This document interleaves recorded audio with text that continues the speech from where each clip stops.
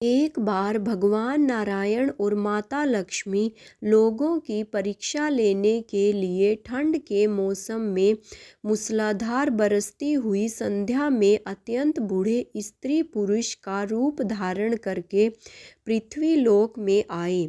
नगर के एक धनी सेठ के द्वार पर जाकर वे फाटक खटखटाने लगे। दरवाजा खोलकर सेठ जी ने जब उन्हें देखा तो बिगड़ कर बोला, अरे कीचड़ सने पाँवों से सारे दालान में मिट्टी फैला दी, भागो यहाँ से। सेठ जी, हम इस रात में कहाँ जाएं? वृद्धा माता लक्ष्मी गिड़गिड़ाई।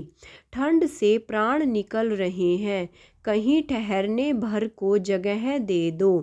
परंतु सेठ ने द्वार बंद कर लिया। उन दोनों को प्रकाश में सेठ के महल के पास ही एक टूटा फूटा सा घर दिखाई पड़ा।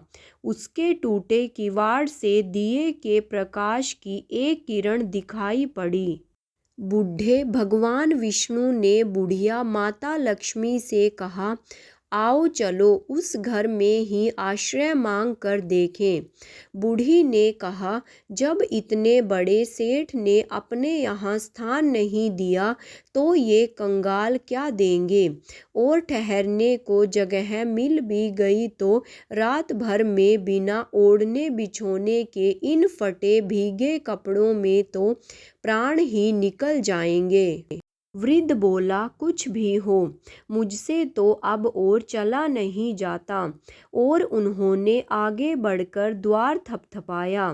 दूसरे ही क्षण हाथ में दिया थामे मैली फटी सारे पहिने एक स्त्री ने द्वार खोला।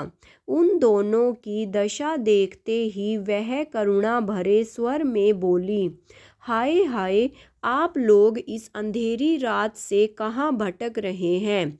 आइए आइए, भीतर आ जाइए। उन्हें सहारा देकर वह भीतर ले गई। छोटी सी कोठरी में दो टूटी फूटी चारपाइयाँ पड़ी थीं। उनमें से एक को खाली करके स्त्री ने उनसे बैठने को कहा। दोनों के कपड़ों से जल चूकर कोठरी गीली हो चली, परंतु उस स्त्री ने उसकी तनिक भी चिंता न करके जल्दी जल्दी अंगीठी में आग सुलगा कर उन्हें तापने को कहा। फिर अरगनी पर से दो पुराने परंतु धुले हुए कपड़े लाकर बोली, बाबा आप लोग अपने भीगे कपड़े उतार कर इन्हें लपेट लो। क्या करूं, मैं बहुत गरीब हूँ, इससे इन्हीं दो कपड़ों में गुजर करनी होगी। आपके कपड़े मैं निचोड़ कर फैला दूंगी।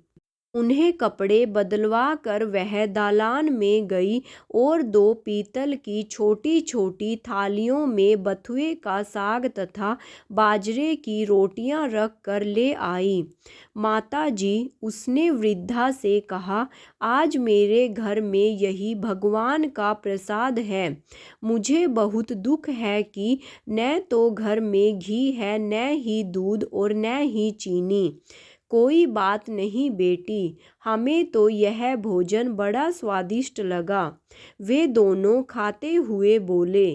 थोड़ी देर में उस स्त्री का पति भी आ गया। वह बेचारा भी रोजगार की तलाश में दिन भर घूमकर अब थका मारा लौटा था। पत्नी ने अतिथियों को भोजन खिला देने के बाद चुपके से द्वार पर ही अपने पति को सब बता दिया। सुनकर वह भी बड़ा प्रसन्न हुआ।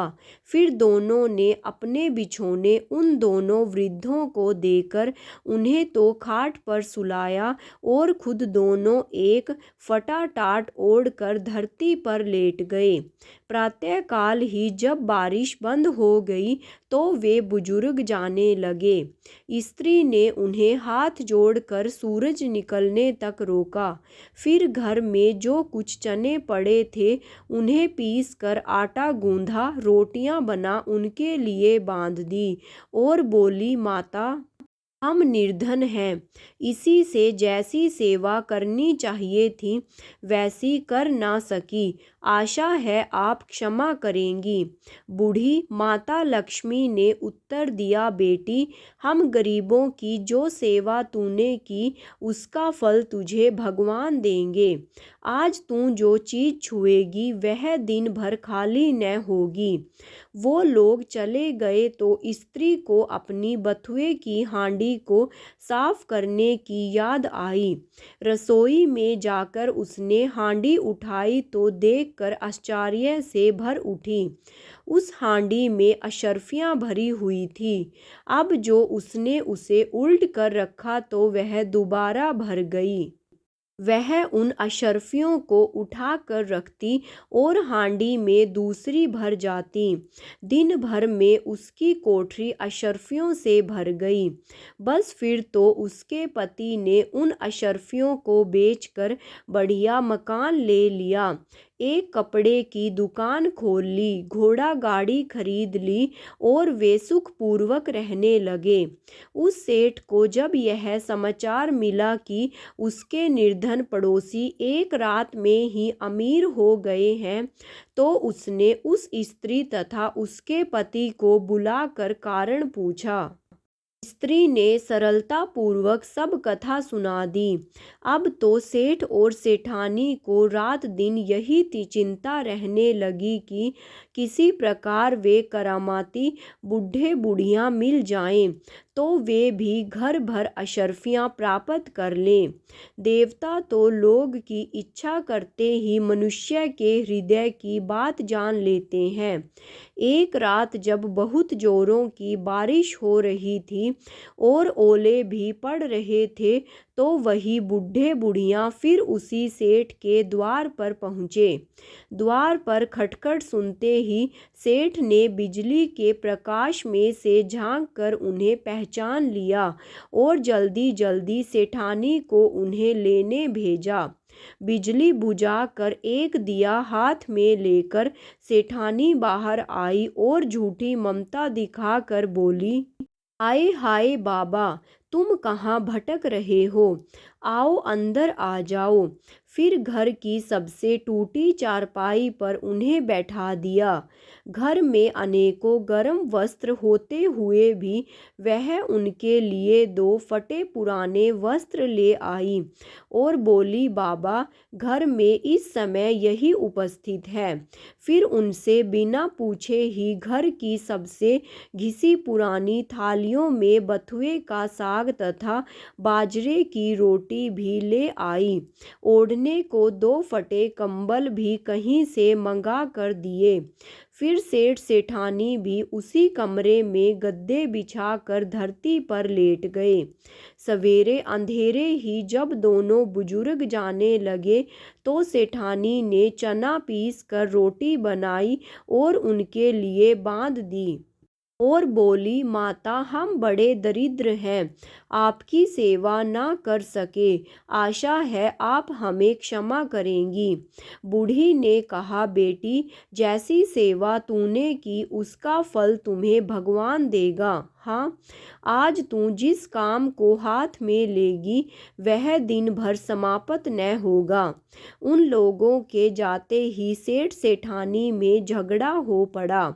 सेठ चाहता था कि बथुए की हांडी मैं खोलूं और सेठानी चाहती थी कि मैं खोलूं। अंत में दोनों ने एक साथ हांडी पकड़ी। इस छीना झपटी में हांडी टूट गई और कमरे में बथुआ ही बथुआ बिखर गया। सेठानी झाड़ू लेकर कमरा धोने लगी। जब वह कमरा साफ करती, कमरे में तुरंत ही बहुत सारा बथुआ फिर बिखर जाता।